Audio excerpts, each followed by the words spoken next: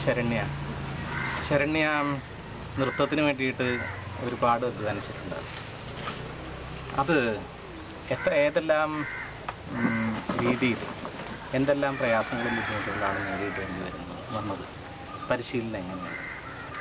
ആ പരിശീലനത്തിൻ്റെ ഓരോ ഘട്ടത്തിലും നമ്മളെ തേടിയിട്ട് ഓരോ സമ്മാനങ്ങൾ തന്നു. ആ സന്തോഷങ്ങൾ നമ്മൾ എങ്ങനെയാണ് മറ്റുള്ളവരായിട്ട് പങ്കിട്ടത്? അതൊക്കെ ഒന്ന് ഷെയർ ചെയ്യാം. ആദ്യമായിട്ട് കോമ്പറ്റീഷൻ ഫസ്റ്റ് സ്റ്റാൻഡേർഡ് തൊട്ട് +2 ഇപ്പോൾ ഡിഗ്രിയിലും വരെയൊക്കെ എല്ലാ വർഷവും തുടർച്ചയായിട്ട് ഒരു 16 വർഷമായിട്ട് കോമ്പറ്റീഷൻ ഫീൽഡിലുണ്ട്. അപ്പോൾ ആദ്യമായിട്ട് ഫസ്റ്റ് സ്റ്റാൻഡേർഡിൽ പഠിക്കുമ്പോഴാണ് കോമ്പറ്റീഷൻ ഇറങ്ങിയത്. അന്നൊരു പ്രൈസ് കിട്ടിയപ്പോൾ നമ്മൾ പ്രതീക്ഷിക്കേണ്ട ഒരു പ്രൈസ് കിട്ടിയപ്പോൾ അതിൻ്റേതായിട്ടുള്ളൊരു സന്തോഷം ഉണ്ടായിരുന്നു. പിന്നെ ഒരുപാട് 4ാം ക്ലാസ് വരെ ഗുരുശ്രീ ബാബു എന്ന് പറഞ്ഞൊരു സാറിൻ്റെ അടുത്താണ് പഠിച്ചത്. അതിനുശേഷം 5ാം ക്ലാസ് തൊട്ട് ഇപ്പോഴും ഗുരുശ്രീ RLV ആനന്ദ് സാറിൻ്റെ അടുത്താണ് പഠിക്കുന്നത്. കുറച്ചും കൂടെ നല്ല രീതിയിലും പഠിക്കാനും ചിട്ടയോടുകൂടെ പഠിക്കാനും ആനന്ദ് സാറിൻ്റെ ഹെൽപ്പ് നല്ലോണം ഉണ്ടായിരുന്നു. അപ്പോൾ പിന്നെ നേരിടേണ്ടി വന്നിട്ടുള്ള ബുദ്ധിമുട്ടുകളൊന്നും അധികമൊന്നുമില്ല.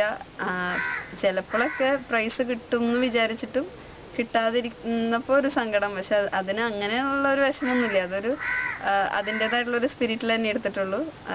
പിന്നെ ദൈവം സഹായിച്ച് വേറെ പ്രശ്നങ്ങളൊന്നും ഉണ്ടായില്ല. എങ്ങനെയാണ് ശശിരേട്ടന് പറയാനുള്ളത്? ഞാനെന്ന് പറഞ്ഞാൽ കാര്യമായിട്ട് എല്ലാ വർഷങ്ങളിലും ഇവിടെ ഉണ്ടാവാറില്ലല്ലോ. പലപ്പോഴും വരുമ്പോൾ ആ സമയത്ത് കൂടുതലും വരാറ്. ഇവിടെ പ്രോഗ്രാം കാണാനായിട്ട് യൂത്ത് ഫെസ്റ്റിവലിൻ്റെ സമയത്താണ് ഞാൻ ലീവ് എടുത്ത് വരാറ്. അതിനോടുള്ള ഇഷ്ടം കൊണ്ട്.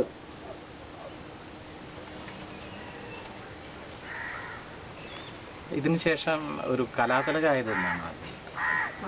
ആദ്യമായിട്ട് കലാതിലകമായത് 5ാം ക്ലാസ്സിൽ പഠിക്കുമ്പോൾ കൂടുതൽ പോയിന്റ് പെൺകുട്ടികളുടെ വിഭാഗത്തിൽ കൂടുതൽ പോയിന്റ് 5ാം ക്ലാസ്സിൽ പഠിക്കുമ്പോൾ കിട്ടിയിരുന്നു.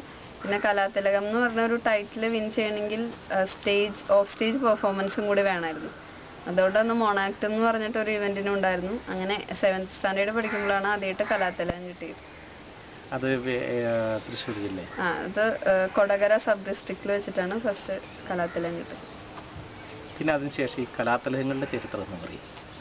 അതിനുശേഷം പിന്നെ ഒരു നിർഭാഗ്യവശാൽ കലാതിലകം എന്ന് പറഞ്ഞ സംഭവം ഒരു എടുത്തു കളയായിരുന്നു. പിന്നെ ഗ്രേഡും പോയിന്റും മാത്രമേ ഉണ്ടായിരുന്നുള്ളൂ. അതിനുശേഷം ഏറ്റവും കൂടുതൽ പോയിന്റ് എന്നുള്ള രീതിയിൽ 8 തൊട്ട് +2 10ാം ക്ലാസ് വരെ ഉണ്ടായിരുന്നു. കലാതിലകം എന്ന് പറഞ്ഞിട്ട് ഒരു ടൈറ്റിൽ കൊടുത്തിരുന്നില്ല. പിന്നെ യൂണിവേഴ്സിറ്റി ലെവലിൽ വന്നപ്പോഴാണ് കലാതിലകം കിട്ടിയത്. ഇപ്പോൾ കഴിഞ്ഞ വർഷം MG യൂണിവേഴ്സിറ്റിയുടെ കലാതിലകം പട്ടം കിട്ടിയത്. ഇതുപോലെ തന്നെ ഈ പഠനത്തിൻ്റെ കാര്യത്തിലും ഈ നൃത്തത്തിൻ്റെ കാര്യത്തിലും എന്നതുപോലെ സ്കൗട്ടിങ് ഒക്കെ ഉണ്ടായിരുന്നു. പ്രസിഡൻറ്റിൻ്റെ സർട്ടിഫിക്കറ്റ് കിട്ടിയിട്ടുണ്ട് ഇല്ലേ? അത് ഇതിൻ്റെ ഘട്ടങ്ങളെക്കുറിച്ചും എങ്ങനെയാണ്, ഏത് കടമ്പകളൊക്കെയാണ് കടക്കേണ്ടതെന്നൊക്കെ ഒന്ന് പറയാം. സ്കൗട്ട് ആൻഡ് ഗൈഡ്സിലുണ്ടായിരുന്നു ഞാൻ. അത് 5ാം ക്ലാസ്സിലാണ് ജോയിൻ ചെയ്തത്.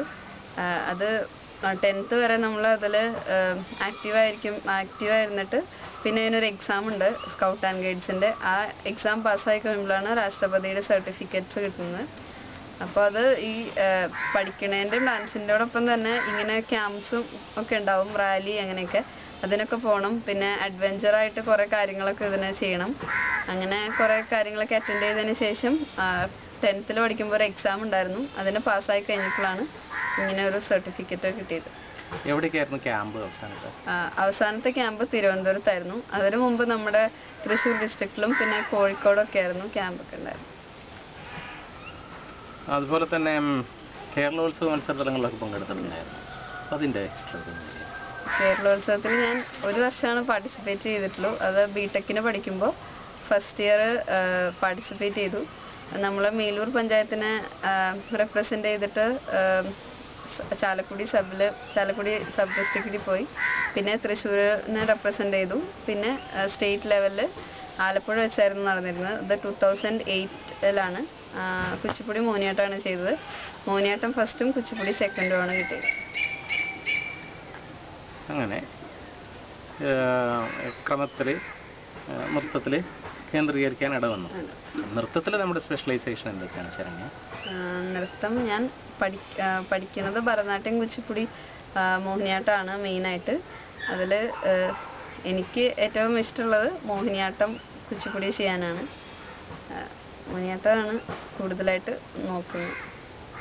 അതുപോലെ തന്നെ ഇപ്പോൾ നമ്മളിപ്പോൾ ചെയ്യുന്നത് കൂട്ടത്തിൽ ഏറ്റവും കൂടുതൽ ആളുകളുടെ ശ്രദ്ധ പിടിച്ചു പറ്റിയത് പക്ഷേ മോഹിനിയാട്ടം തന്നെയാണോ? എൻ്റെ കാര്യത്തിൽ മോഹിനിയാട്ടം തന്നെയാണ്. ഏത് കഥകളൊക്കെയാണ് അവതരിപ്പിക്കുക? ഞാൻ മോഹിനിയാട്ടത്തിൽ കണ്ണകി, പിന്നെ വാസകുമാരനാശാന്റെ വാസവദത്ത, അങ്ങനെയുള്ള കഥകളാണ് ചെയ്തിട്ടുള്ളത്. അല്ല, വാസവദത്തയാണ് ഏറ്റവും ഒടുവിൽ ചെയ്തുകൊണ്ടിരിക്കുന്നത്. നമ്മളിപ്പോൾ അവിടെ പോകുന്ന സമയത്തും പട്യാലയിൽ പോകുന്ന സമയത്തും വാസവദത്ത തന്നെ ചെയ്യാനാണ് ഉദ്ദേശിക്കുന്നത്? അവിടെ നാഷണലിൽ ഫസ്റ്റ് പ്രൈസ് കിട്ടിയ ഐറ്റം ചെയ്യണം എന്നുണ്ട്, അതുകൊണ്ട് വാസവദത്ത ചെയ്യണം. വാസവദത്ത തന്നെ ചെയ്യും. ഈ വാസവദത്ത ആളുകൾ എങ്ങനെയാണ് സ്വീകരിച്ചിട്ടുള്ളത് ഇതുവരെ? വാസവദത്ത ഇതുവരെ ചെയ്തിട്ട് നല്ല ഒരു പ്രതികരണമാണ് എല്ലാവരിൽ നിന്നും കിട്ടുന്നത്. കാരണം അതൊരു കുമാരനാശാന്റെ ഒരു കരുണയാണ്. അപ്പോൾ അത് ആൾക്കാർക്ക് ഒരുവിധം ആ സ്റ്റോറിനെ കുറിച്ച് ഒരു ഐഡിയ ഉണ്ട്. അപ്പോൾ അത് കാണുമ്പോഴും അത് അതിൻ്റെതായിട്ടുള്ള രീതിയിൽ മാഷിനത് കമ്പോസ് ചെയ്യാൻ സാധിച്ചിട്ടുണ്ട്. അപ്പോൾ കാണുമ്പോൾ തന്നെ അതിൻ്റെ കഥ മനസ്സിലാക്കാൻ എളുപ്പമാണ്. അതുകൊണ്ട് നല്ല പ്രതികരണമാണ് എല്ലാവരുടെയും നിന്നും കിട്ടിയിട്ടുള്ളത്. ഇനി നൃത്തം പഠിക്കുന്ന കുട്ടികൾ ഒരുപാട് പേരുണ്ട്. അതുപോലെ തന്നെ വിദ്യാഭ്യാസ രംഗത്തും അതുപോലെ തന്നെ നല്ല രീതിയിൽ പെർഫോം ചെയ്യുന്ന ആളുകളും ഒരുപാട് പേരുണ്ട്. ഈ രണ്ടും സമന്വയിപ്പിച്ച് കൊണ്ടുപോകുന്നതിൻ്റെ രസകരമല്ല. നല്ല മിടുക്കി കുട്ടിയായിരിക്കുകയും നല്ല മിടുക്കി ഡാൻസറായിരിക്കുകയും ചെയ്യുന്നതിൻ്റെ പുറകിലുള്ള രസം അങ്ങനെ പറഞ്ഞാൽ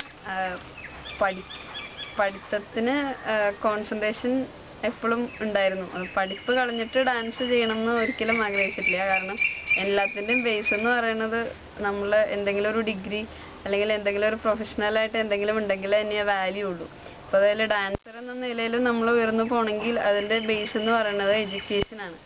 അപ്പോൾ അത് വിട്ടിട്ട് ഡാൻസിലോട്ട് പോകണമെന്നില്ല. രണ്ടും കൂടി ഇപ്പോൾ പഠിക്കണ ഒരു കുട്ടി ഡാൻസ് ചെയ്യണമെന്ന് പറയുന്നത് ഒരു വാല്യൂ ഉള്ള കാര്യമല്ല. ഡാൻസ് ചെയ്തുകൊണ്ട് മാത്രം പോയാൽ ആ കുട്ടി പഠിച്ചിട്ടില്ലെങ്കിൽ അതിനേക്കാളും നല്ലൊരു ഇംപ്രഷൻ ഉണ്ടാവുക രണ്ടും കൂടെ കൊണ്ടുപോകുമ്പോഴാണ്. അങ്ങനെ ഇതെല്ലാം പഠിപ്പെല്ലാം കഴിഞ്ഞ് പ്രൊഫഷൻ ആയി വരുന്ന സമയത്ത് രണ്ടും ഒരുമിച്ച് കൊണ്ടുപോകും. അങ്ങനെ തന്നെയാണ് ഇപ്പോൾ ആഗ്രഹം. ഒരു എഞ്ചിനീയർ ആയിരിക്കെ തന്നെ ഒരു ഡാൻസറായിട്ട് തുടരാൻ. എഞ്ചിനീയർ ആകുമ്പോഴും പ്രോഗ്രാംസ് കോമ്പറ്റീഷൻ ലെവലിലേക്കൊന്നും പോകാൻ പറ്റിയില്ലെങ്കിലും പെർഫോമൻസ് എങ്ങനെയായാലും കൊണ്ടുപോകണം എന്നാണ് ആഗ്രഹം. അങ്ങനെ സകല ഭാവുകങ്ങളും ഉണ്ടാകട്ടെ എന്ന് ആശംസിക്കുകയാണ്. ആഗ്രഹിച്ചത് തന്നെ സംഭവിക്കട്ടെ.